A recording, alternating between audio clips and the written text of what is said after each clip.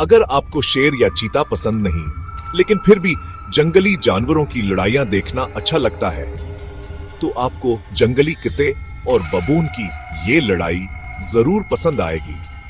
आइए देखते हैं कौन जीतता है।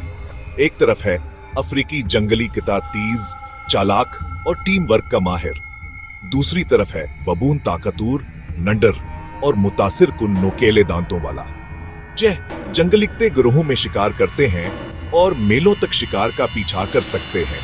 हुकूमत अमली से अपने मुखालिफिन को मात देते हैं, लेकिन बबून आसान शिकार नहीं। वह भी ग्रोहों में रहते हैं और वह एक दूसरे का बेखौफी से दिफा करते हैं, काटते हैं, चलाते हैं और यहां तक हिमलकर मुकाबला करते हैं।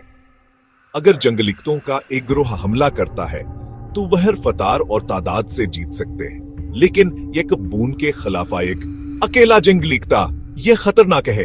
फितरत में ये एक बमुकाबला एक ही लड़ाइयों से ज्यादा बका और टीम वर्क के बारे में है। असली फातेह कौन है? वो जानवर जो बचकर अगले दिन लड़ने के लिए जिंदा रहता है।